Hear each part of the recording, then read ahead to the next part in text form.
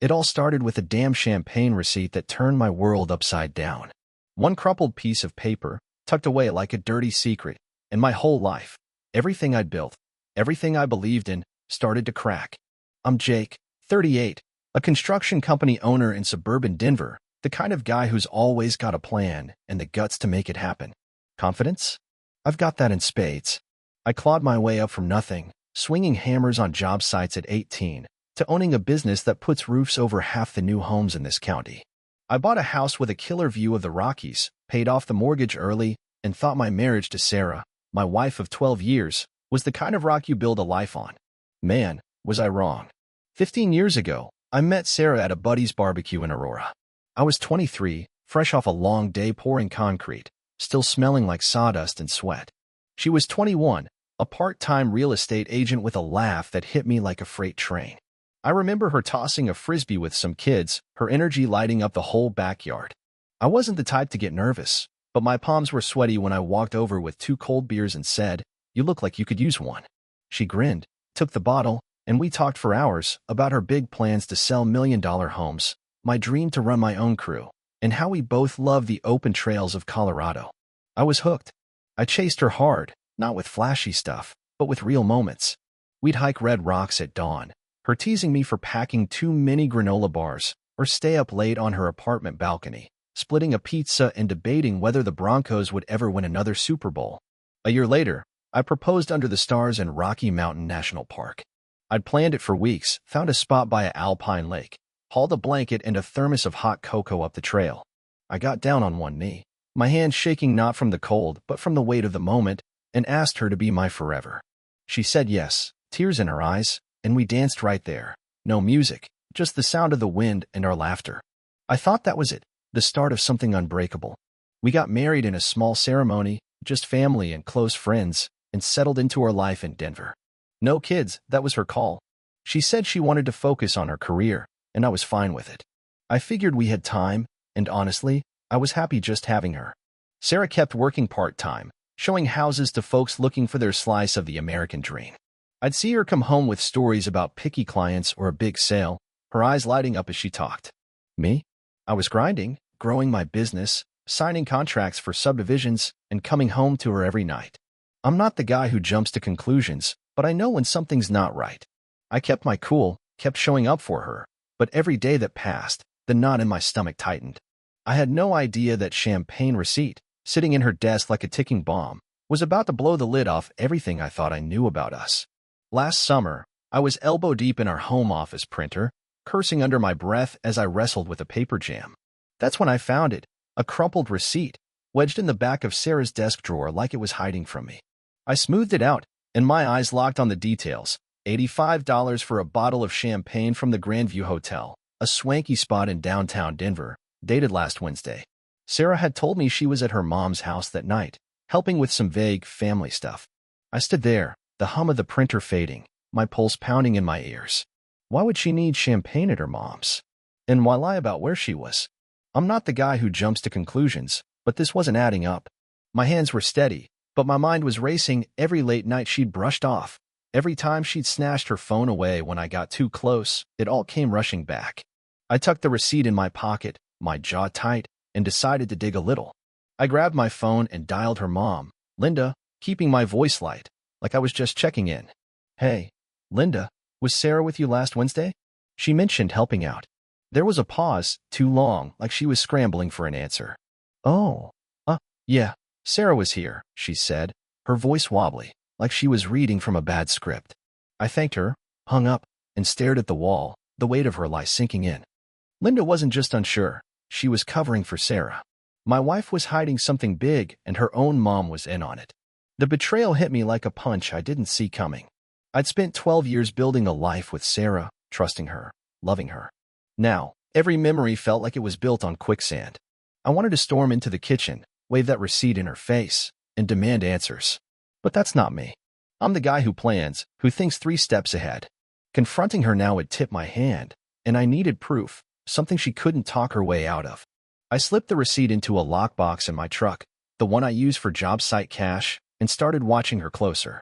Her quick glances at her phone, the way she'd linger in the driveway, taking a call, it all screamed trouble.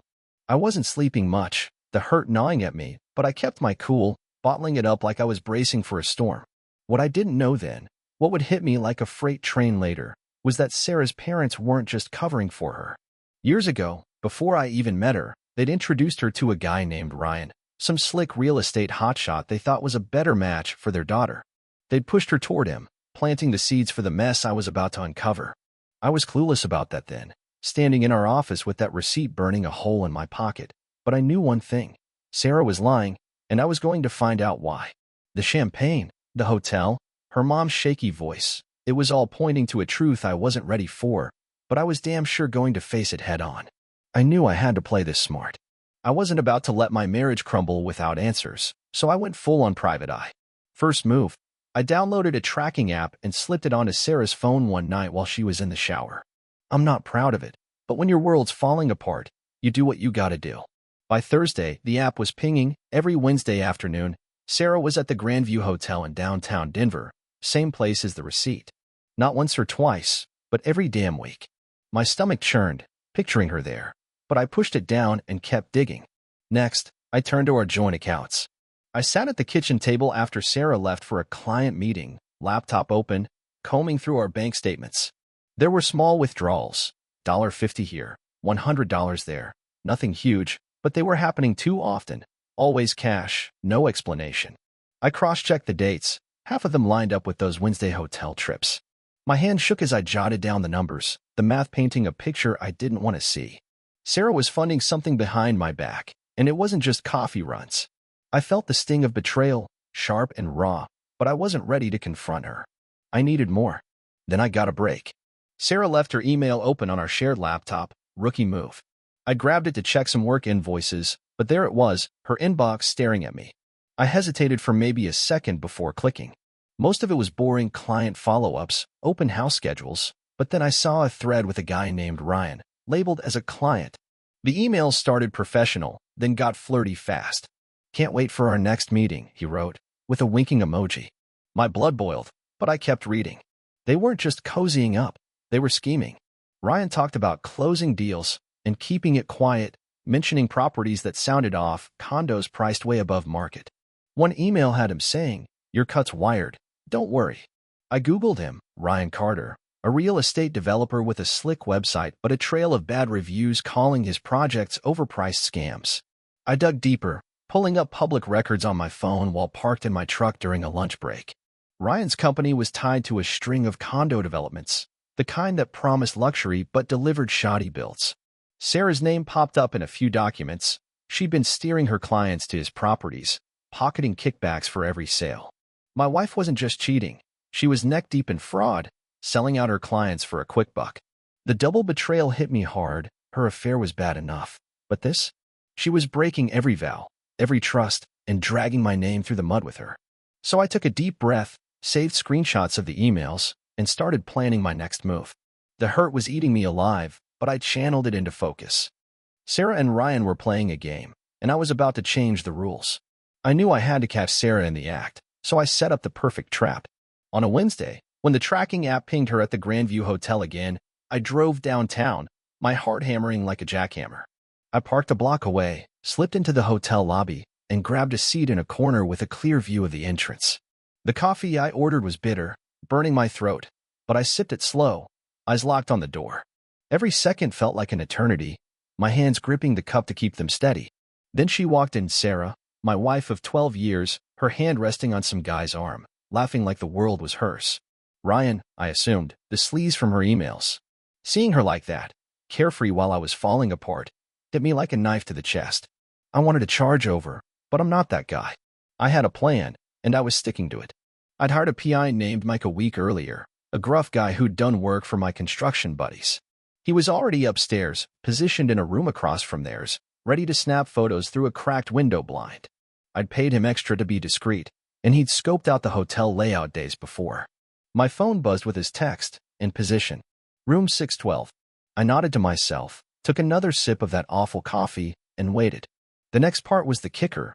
I'd slipped the concierge a 50 to deliver a note to their room. I'd scribbled it that morning on a scrap of paper. Smile for the camera. Sarah. Short, sharp, enough to rattle her. I watched the concierge head to the elevator, my pulse racing, knowing the trap was about to spring.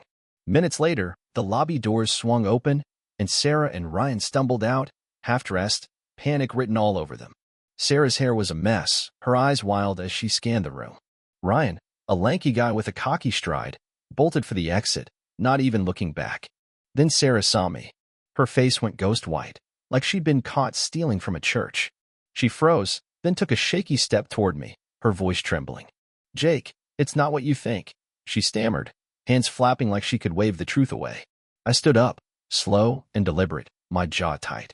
The hurt was screaming inside me, but I kept it locked down.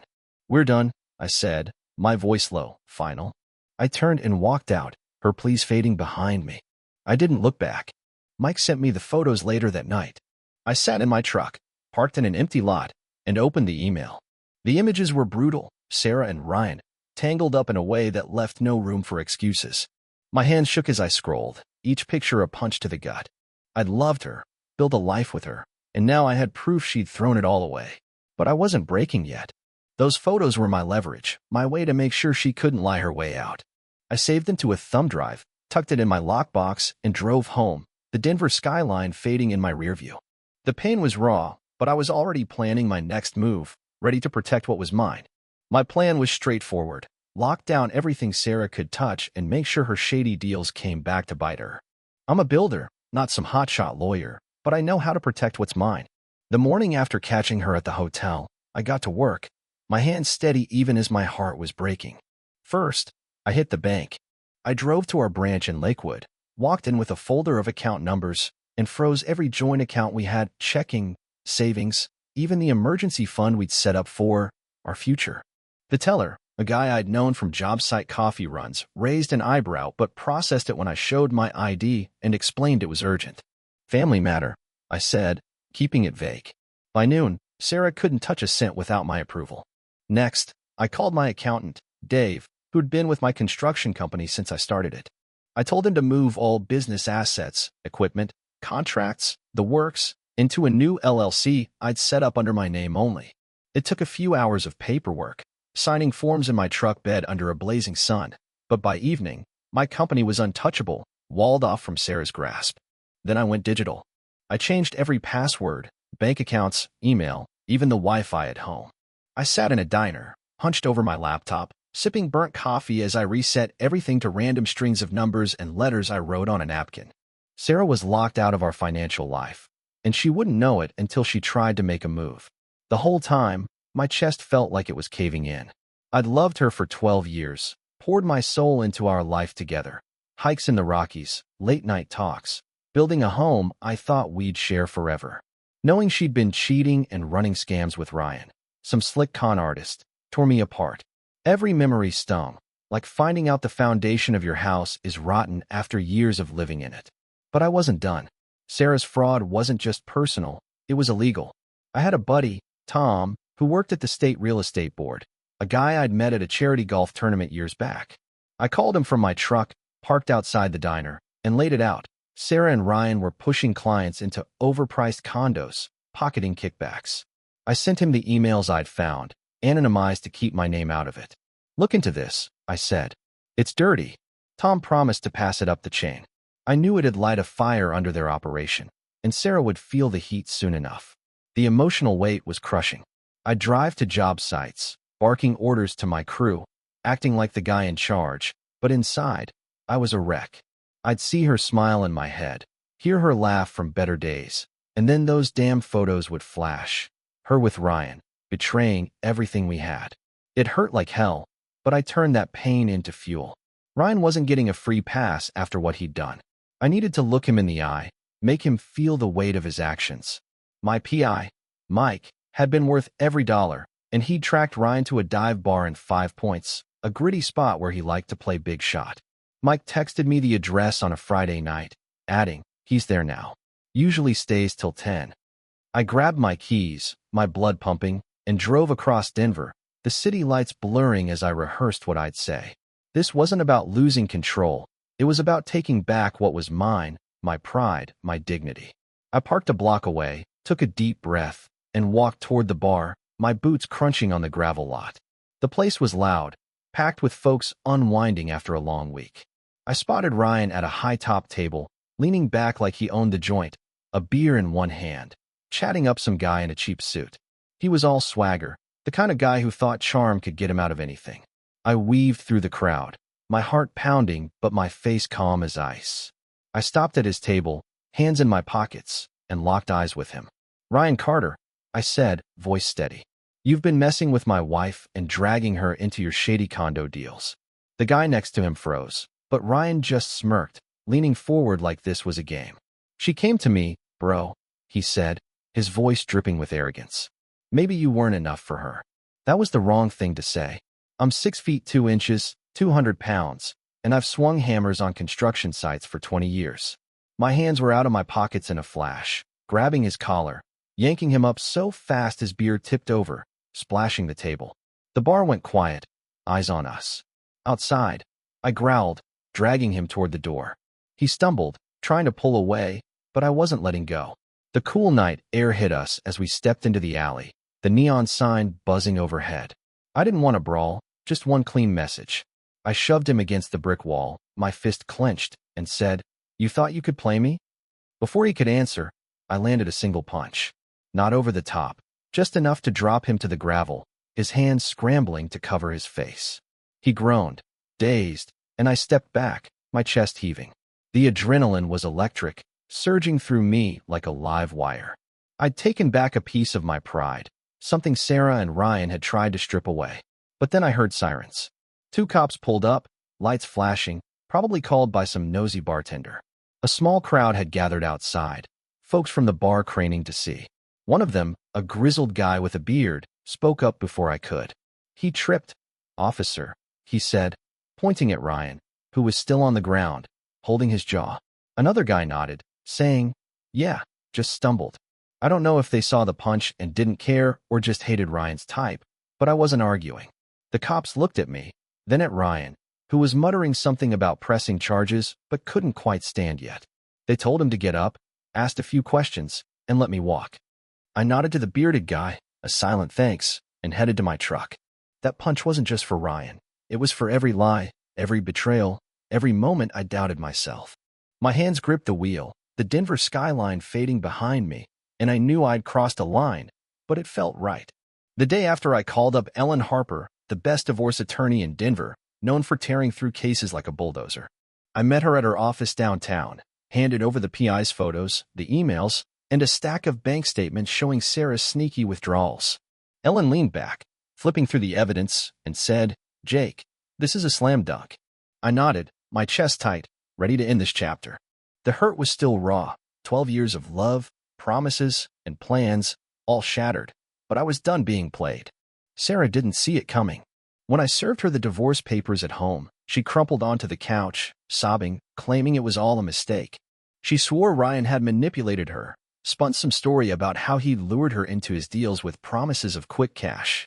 Her voice cracked, tears streaming, but I wasn't buying it. I'd seen the emails, the flirty winks, the way she'd laughed with him at the hotel. She wasn't a victim, she was a partner in crime. I just stood there, arms crossed, and said, "Save it for the judge." The look in her eyes, like she realized the game was up, hit me hard, but I walked out, my resolve ironclad. Court was brutal. Ellen presented the photos, Sarah and Ryan, caught in the act at the Grandview Hotel, and laid out the email showing their condo scam. The judge's eyebrows shot up, and Sarah's lawyer, some overworked public defender type, had nothing to counter with. Then came the bombshell. During discovery, Ellen dug up old texts between Sarah and her parents, showing they'd introduced her to Ryan 15 years ago, before we even met, pushing him as a better match. Learning that felt like a fresh wound. Her folks had been rooting against me from the start, setting her up with that sleaze. I sat in the courtroom, jaw clenched, as Sarah's mom, Linda, testified, stammering through excuses. It gutted me, knowing the family I'd embraced had been playing me too. Ellen used Sarah's fraud to torture alimony claims.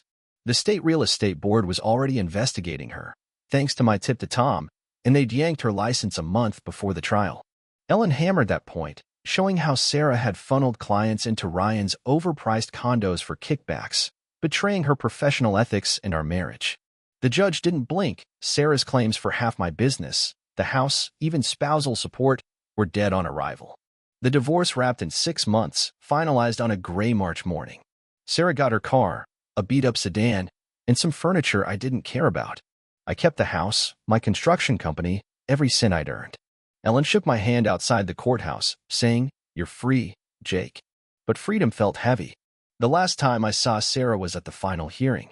She approached me in the hallway, eyes red, begging for forgiveness. "Jake, I messed up," she choked out, tears falling. "I still love you." I looked at her, the woman I'd loved for over a decade, and felt nothing but a dull ache. "You burned it all down," I said, turning away. It was bittersweet. Part of me wanted to believe her, to go back to the days when we were a team. But she'd chosen Ryan, chosen lies, and I wasn't looking back. I drove home, the weight of it all pressing on me, but I was ready to rebuild, whatever that meant. A year after the divorce, Sarah's life was in shambles. The state real estate board's investigation tore her career to pieces. No license, no clients, nothing. I heard through a mutual friend she was working a dead-end retail job at a strip mall, ringing up cheap clothes for minimum wage. She'd moved into a rundown apartment in a sketchy part of Aurora, the kind of place with flickering lights and neighbors who yell through thin walls. Ryan wasn't faring much better. The condo scam caught up with him, and last I heard, he was facing fraud charges, probably wishing he'd never smirked at me in that bar. Sarah's parents, Linda and Greg, cut her off completely. They were humiliated when the court revealed they'd pushed her toward Ryan years ago, setting this whole mess in motion. They stopped taking her calls, too ashamed to face their part in it. Me? I couldn't stay in Denver, not with the memories of Sarah haunting every corner. I sold the house, the one we'd built our life in, for a tidy profit, cashed out most of my assets, and got out. I'm talking off the grid, gone. No forwarding address. I handed my construction company over to my foreman, Mike, a guy who'd been with me since I started. I wired him enough to keep the business running, set up a trust to handle payroll, and told him I'd check in when I could. By spring, I was on a plane, landing somewhere with palm trees, white sand, and cold beers on tap. I rented a small place near the ocean, paid in cash, and started living on my terms. No phone, no email, just me and the sound of waves. The pain of Sarah's betrayal still hit me hard. I'd be sitting at a beachside bar, watching the sunset, and suddenly remember her laugh from our hiking days or the way she'd hum while cooking dinner. Those memories stung, like picking at a wound that wouldn't heal. I'd loved her for 12 years, built a life I thought was ours, only to find out she'd been playing me with Ryan and her parents' blessing. But out here, with the salt air and open sky, I started to feel free. I protected what was mine, my business, my money, my pride, and made sure Sarah and Ryan paid for their lies. I wasn't running from the pain. I was rebuilding, piece by piece, away from the wreckage. Still, I wondered if I'd gone too far. Freezing her out, tipping off the board, dropping Ryan with a punch, it felt right. But part of me questioned it. I'd torn down the life we had, walked away from everything, and left Sarah with nothing but regrets. Was I the bad guy for handling it like that? I protected what I'd built, made them face the consequences, and vanished to start over. What's your take? Did I do the right thing? Or did I go overboard? A month ago, I was sitting at a beachside bar, the ocean stretching out endless and blue, when my burner phone pinged with an encrypted email from an anonymous sender. I almost swiped it to the trash. Living off the grid means no spam, no drama, but curiosity got the better of me. I opened it, my beer sweating in my hand, and saw it was from Mike, my PI, who had kept digging long after I paid him off. Attached was a zip file labeled Final Report. My gut told me this was big, so I plugged in a thumb drive, downloaded the file, and opened it on my laptop under the shade of a palm tree. What I found turned my world upside down all over again. The file was a goldmine: bank records, emails, even grainy photos. They showed Sarah had been siphoning money from my construction company for years, not just months. Fake invoices, stamped with names of shell companies tied to Ryan, had funneled thousands out of my accounts. $5,000 here, $10,000 there, disguised as payments for supplies or consulting. I scrolled through the evidence, my jaw tight, as the numbers added up to over $200,000 stolen since we got married. But the real gut punch was a set of emails between Sarah and her parents, dated before our engagement. Her dad, Greg, wrote, "Jake's business is going places. Get in now, and you're set." Linda chimed in, pushing Sarah to ditch Ryan, their first choice, and marry me instead, not for love, but to tap into my growing company. My entire marriage, all 12 years, was a long con. Every hike we took, every laugh, every "I love you" was a lie to bleed me dry. I sat there, staring at the ocean, the waves crashing like the truth in my head. 15 years, every moment I thought was ours, from proposing by that alpine lake to building our home, was a setup. Sarah's parents hadn't just introduced her to Ryan, they'd orchestrated our marriage to exploit me. The betrayal cut deeper than anything before, a raw, burning ache that made my hands shake around my beer bottle. I wanted to scream, to fly back and confront them all, but what was the point? They'd already taken enough. I leaned back, the salty breeze on my face, and made a choice. Jake was gone for good. I wired my foreman, Mike, a final chunk of cash to keep the business running. My crew was solid, loyal guys who'd keep the contracts flowing without me. I sent one last encrypted message, instructing him to sell off any non-essential assets and deposit the profits into a trust I'd set up. Then I ditched the burner phone, tossed it into the sea, and walked away from the bar. I'd built a life once, and I could do it again, somewhere new, somewhere they'd never find me. The pain of Sarah's lies still lingered, but out here, with nothing but the horizon ahead, I was free to start over. I'd protected what was mine, made them pay, and vanished. Was I wrong to burn it all down and disappear? Tell me, did I go too far, or was this the only way to break free?